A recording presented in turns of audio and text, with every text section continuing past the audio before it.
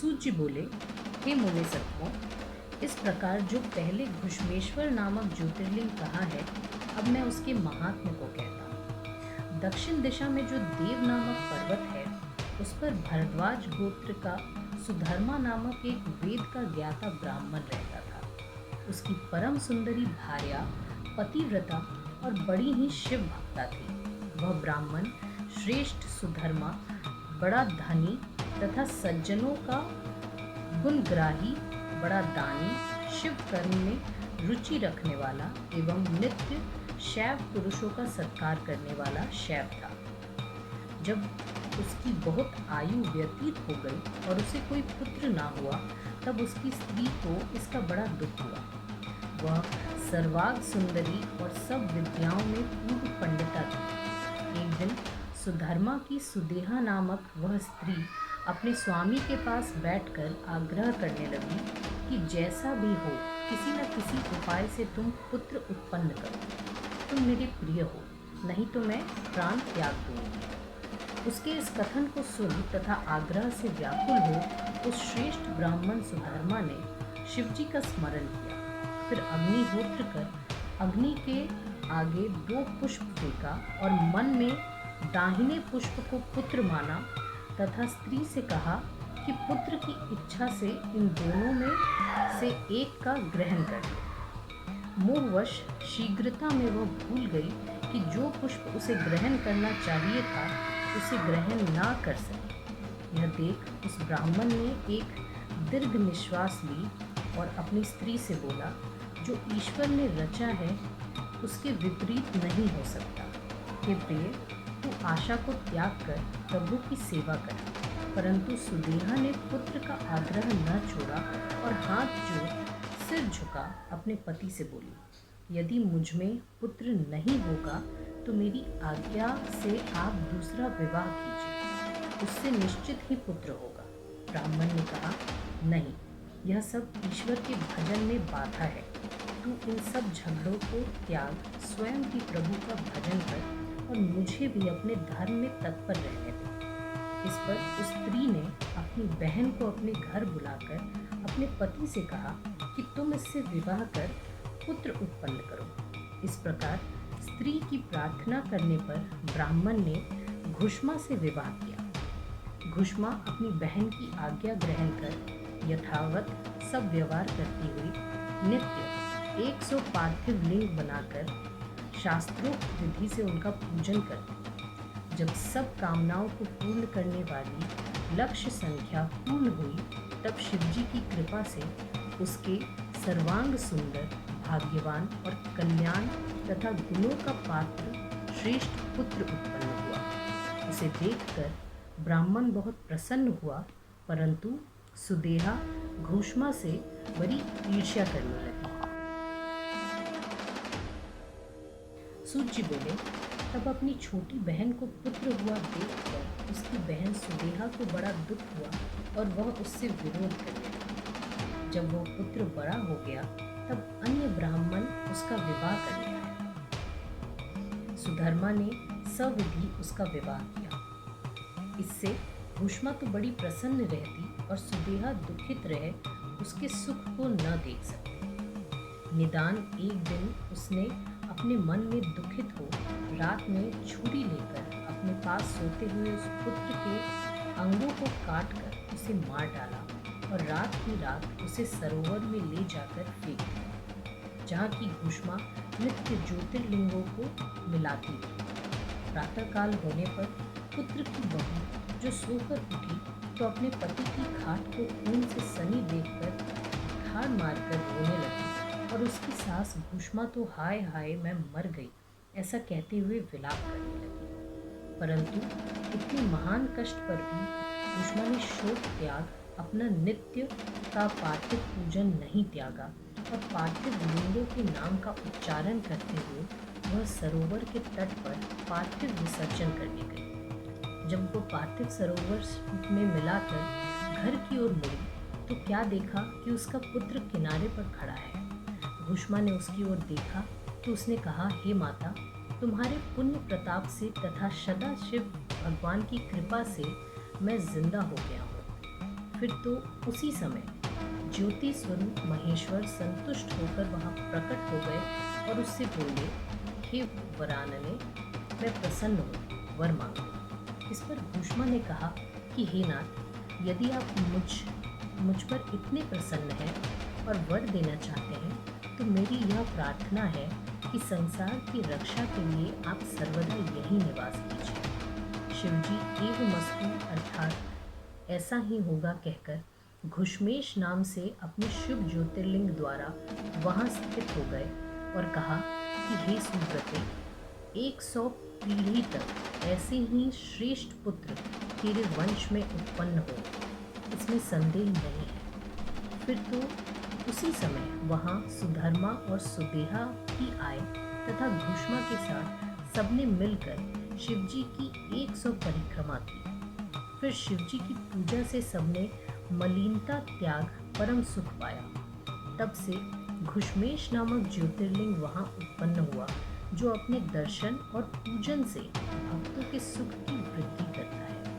हे ऋषियों, इस प्रकार मैंने 12 संख्या वाली ज्योतिर्लिंग की यह सर्व कामनादायक और भक्ति मुक्ति प्रदायक कथा कही। जो इसे भक्ति पूर्वक पढ़ता और सुनता है उसके सब पाप छूट जाते हैं तथा वो भक्ति और मुक्ति लाभ करता है। इसकी कथा सुनकर ऋषियों ने सूत जी को धन्यवाद दिया और उनकी बहुत प्रशंसा करके कहा कि हे महर्षि, अब आप हमें वह कथा सुनाएंगे कि श्री विष्णु जी को सुदर्शन चक्र कैसे मिला तथा हरीश्वर महादेव के ज्योतिर्लिंग का क्या महात्म्य है। सूत जी कहने लगे, एक समय की बात है जब राक्षस मनुष्यों को कष्ट देने लगे और धर्म का ह्रास होने लगा, तब उससे दुखी हो सब देवता विष्णु जी के पास गए और अपना सब दुख कह सुनाया। तब उसे सुनकर विष्णु ने उन्हें संतोष देकर कहा कि मैं शिव जी की आराधना कर तुम्हारा कार्य करूँगा। विष्णु जी कैलाश पर्वत के समीप जाकर वहाँ कुंड खोदकर अग्नि स्थापना कर उसके आगे तप करने लगे। विष्णु जी ने प्रीतिपूर्वक शिव जी के सहस्त्र नामों का पाठ आरंभ किया। एक एक नाम मंत्र का उच्चारण करते हुए एक एक कमलों को चढ़ाकर शरणागत वत्सल शिवजी की विष्णु जी पूजा करने लगे। तब विष्णु जी के प्रेम की परीक्षा के लिए सदाशिव ने सहस्त्र कमलों में से एक कमल का हरण कर लिया। अचल व्रती विष्णु ने उस कमल को खोजने में समस्त पृथ्वी का भ्रमण किया, परंतु जब उसको कहीं न पाया तो उन्होंने अपना नेत्र चढ़ाया। तब सदाशिव जी प्रसन्न हो गए और उन्होंने विष्णु जी से यह कहा कि हे विष्णु, मैं तुमसे प्रसन्न हूँ, अभिलाषित वर मांगो, तुम्हारी जो इच्छा होगी वही वर दूंगा। तुम्हारे लिए मेरे पास कुछ अदेर नहीं है। तब शिवजी के इन वचनों को सुनकर विष्णु भगवान बहुत प्रसन्न हुए। उन्होंने हाथ जोड़कर शिवजी से कहा कि हे नाथ, आपके समक्ष मैं क्या कहने योग्य, आप तो सबके अंतर्यामी हैं, तथापि आपकी आज्ञा से कहता हूँ, हे सदाशिव, दैत्यों ने संपूर्ण पृथ्वी को पीड़ित कर दिया है, जिससे मुझको सुख नहीं है, और इधर मैं दैत्यों के नाश करने में समर्थ ना हो सका। इसलिए हे परमेश्वर, मैं आपकी शरण हूँ। उनके ऐसे वचनों को सुनकर देवाधिदेव महादेव ने विष्णु जी को चक्र प्रदान किया, जिससे विष्णु जी ने संपूर्ण दैत्यों को नष्ट कर दिया। देवताओं को आनंद प्राप्त हुआ। ऋषियों ने कहा, हे सूत जी, वह कौन सा शिव सहस्त्र नाम है जिसे सुनकर शिवजी ने संतुष्ट हो विष्णु जी को सुदर्शन चक्र प्रदान किया? उस महात्म्य को शिव संवाद सहित कहिए। व्यास जी कहते हैं, हे सूत जी, तब उन सावधान चित्त वाले मुनियों का ऐसा वचन सुनकर सूत जी शिवजी के चरण कमलों को स्मरण करते हुए यह वचन बोले। सूत जी बोले, हे ऋषि श्रेष्ठ, सुनो, जैसा मैंने सुना है वैसा आपसे कहता हूँ। जिस प्रकार विष्णु की प्रार्थना पर शिवजी प्रसन्न हुए, उस पवित्र सहस्त्र नाम को श्रवण कराते हैं।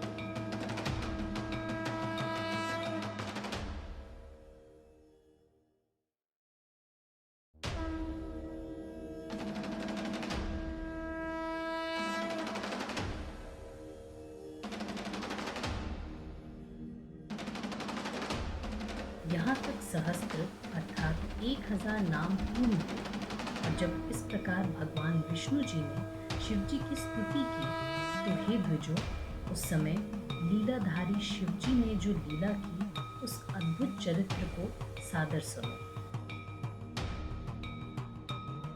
सूत जी बोले, विष्णु जी के बनाए हुए परम नामों से विभूषित इस दिव्य स्त्रोत को सुनकर शिव जी बहुत प्रसन्न हुए। तब महादेव जी विष्णु जी से हंसते हुए बोले, हे विष्णु, मैं तुम्हारे मन की बात जान गया। तुम देवताओं का कार्य किया चाहते हो। दैत्यों के नाश के लिए तुम्हें सुदर्शन चक्र चाहिए। मैं वह सुंदर चक्र तुम्हें देता हूँ। हे विष्णु, संपूर्ण लोगों को सुख देने वाले जिस रूप को तुमने देखा है उसका ध्यान निश्चय करो, तुम्हारा हित होगा। यह सहस्त्र नाम का स्त्रोत महान फल देने वाला है। जो मनुष्य भक्ति पूर्वक सर्वदा इसको सुनेंगे उनको मेरे प्रसाद से संपूर्ण मनोरथों की अविनाशिनी सिद्धि प्राप्त होगी। इतना कहकर शंकर जी प्रसन्न मन हो अपने दोनों हाथों से विष्णु जी को स्पर्श करते हुए बोले, हे देवताओं में श्रेष्ठ, हे विष्णु, मैंने तुम्हें अपनी अविनाशिनी भक्ति दी। संसार में तुम देव वंदनीय तथा पूजनीय होगे। हे विष्णु, अब आज से तुम्हारा नाम विशंभर हो। ऐसा कहते हुए सब देवताओं के स्वामी प्रभु सदाशिव विष्णु जी के सम्मुख ही अंतर ध्यान हो गए। शिव जी के वचन से भगवान विष्णु ने सुदर्शन चक्र को प्राप्त कर बड़ी प्रसन्नता प्राप्त की। अब वे शिव सहस्त्र नाम स्त्रोत को निरंतर पढ़ने पढ़ाने तथा भक्तों को उसी का उपदेश करने लगे। हे ऋषियों, आप लोगों ने जो पूछा था वह मैंने कहा। अब इसके आगे आप लोग और क्या पूछना चाहते हैं? ऋषियों ने कहा, हे सूत जी, आप बड़े ज्ञानी हैं, इस कारण आप शिव जी के चरित्र को विस्तार पूर्वक कहिए। तब सूत जी बोले कि हे ऋषियों, ऐसा ही पहले नारद जी ने ब्रह्मा जी से पूछा था। अब वही संवाद मैं आपसे कहता हूँ, प्रीति पूर्वक सुनिए। ब्रह्मा जी ने कहा, हे नारद जी, जब लक्ष्मी सहित विष्णु जी ने शिव जी का पूजन किया तो महादेव जी की कृपा से उनके सब मनोरथ पूर्ण हुए। शिव का पूजन में ब्रह्मा भी उन्हीं की कृपा से संसार का विधायक हुआ। मेरे सब पुत्र वशिष्ठादिक सप्तऋषि और विशेषकर तुम भी तो शिव जी के पूजक हो। परम पतिव्रता अरुंधति तथा लोपामुद्रा और गौतम पत्नी अहिल्या भी तो शिव जी की ही पूजा करने वाली है। दुर्वासा, विश्वामित्र, शक्ति दधीची, गौतम, कनाद, भार्गव, बृहस्पति, वैशंपायन, ये सभी मुनिगण शिव जी की पूजा करने वाले हैं। उपमन्यु, याज्ञवत्स, याज्ञवल्क्य, जैमिनी, गर्ग, शुक्र, सौनक तथा अन्य ऋषि भी परम शैव एवं शिव जी के पूजक हैं। देव माता अदिति ने भी अपनी बहू के साथ सप्रेम पार्थिव शिव की पूजा की है। इंद्र इत्यादि लोकपालों, आठों वसुओं, देवताओं और साध्यों ने भी शिव जी का पूजन किया है तथा गंधर्व, किन्नर, अधिदैत्यों और महात्माओं ने भी शिव जी की उपासना की है। हिरण्यकश्यपु दैत्य ने भी अपने भाई तथा पुत्र सहित नित्य शिव जी का पूजन किया। विरोचन भी शिव जी की पूजा करता था। बाणासुर तथा हिरण्याक्ष पुत्र वृषपर्वा, दनु दैत्य और इसके सभी पुत्र भी शिव जी के पूजक हुए हैं। शेष जी, वासुकी, तक्षक तथा अन्य भी सर्प जाति के बड़े नागों और गरुड़ आदि पक्षियों ने भी भक्ति पूर्वक शिव जी की पूजा की है। सूर्य, चंद्रमा, स्वयंभू मनु, राजा तथा उनके पुत्र प्रियव्रत, उत्तानपाद तथा उनके वंश में और भी जो राजा हुए हैं वे सभी भाई और वैवस्वत मनु के पुत्र ताक्षर्य तथा इक्ष्वाकु आदि राजा भी शिव पूजन के प्रेमी थे। कुकुत्स्थ, मंधाता, राजा सागर, मुचकुंद, राजा हरीशचंद्र, कलमाशपाद और भगीरथ, राजा खटवांग, उनके पुत्र राजा दिलीप, उनके पुत्र रघु, उनके पुत्र अज और उनके पुत्र दशरथ तो बड़े ही शिव भक्त थे। फिर दशरथ की रानी कौशल्या, सुमित्रा तथा कैकई ने शिव जी का पूजन किया और शिव के प्रसाद से सुमित्रा के लक्ष्मण और शत्रुघ्न तथा कैकई के भरत हुए। रामचंद्र जी स्वभावतः नित्य पार्थिव शिव का पूजन करते थे और इस प्रकार उनके वंश में और भी जितने राजा हुए वे सभी शिव के पार्थिव लिंग को पूजते थे। फिर ऋषिपुत्र परम शैव महाराज सुधुम्न जी, राजा पुरुरवा, उनके पुत्र तथा राजा भरत, राजा नहुष, राजा ययाति, उनके 5 पुत्र तथा अन्य भी भाग्यशाली राजाओं ने सर्वदा शिव जी की पूजा की है। महात्मा श्री कृष्ण, उनके पुत्र प्रद्युम्न और वंशज शांब आदि सभी शिव भक्त थे। राजा जरासंध, राजा निमि, जनक तथा उनके पुत्र भी शिवजी के उपासक थे। फिर वीरसेन के पुत्र राजा नल, जो पूर्व जन्म में भील होकर वन में मार्ग के रक्षक थे, दूसरे जन्म में राजा नल होकर दमयंती के प्रिय पति हुए। इस प्रकार शिवजी का दिव्य चरित्र मैंने कहा। हे ऋषियों, अब इसके आगे आप लोगों को और क्या पूछना है?